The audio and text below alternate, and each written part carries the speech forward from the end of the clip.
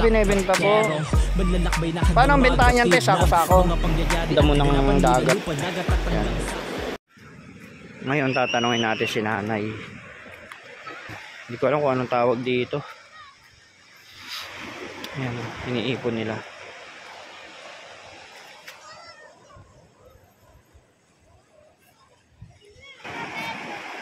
Yung mga bata, oh. Sarap ng ligo nila. Good morning po. Anong ginagawa niyo dyan, te? Sa ano?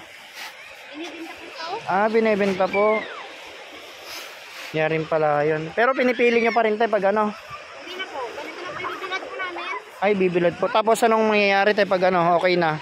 Piliin po nila yung halos na pagkain ng bangus. Sa mga feeds. Feeds po pala. Paano ang bentahan yan, te? Sako-sako? Per kilo po. Ay, per kilo. Magkano yung? Tuyo na. 8 po isang kilo. 8 ang isang kilo. Anong tawag yan, te? Aragan. Aragan. No. Yun. Yung mga pangkabuhayan nila din dito pala. Pagkukuha ng aragan. Yun, ang dami pa doon, no? Ang dami pa pala yan. 8 isang kilo. Bali ginigiling yan natin, no? Pag naibilad na.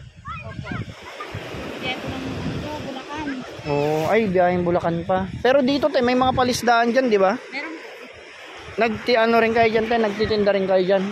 Hindi po. Yung may-ari po, yung yung chick. Kumukuha rin sa inyo ng ganyan, te? Hindi po. O talagang yung biyaheng Bulacan? May buyer po kami.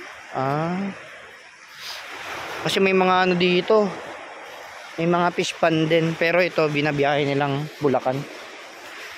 Dami rin nila. Halos lahat yan, te, babiyahe yan?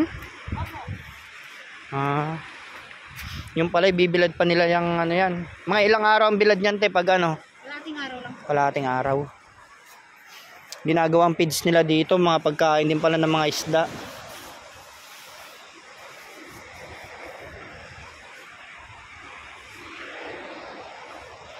Ano yan, te, pwedeng ihalo sa mga pagkain din ng mga baboy, ganyan? O para halos lahat, puro pagkain na ng isda? Alam ko po, kinikiling lang po ito kasi halos sa pagkain ng mga bangus.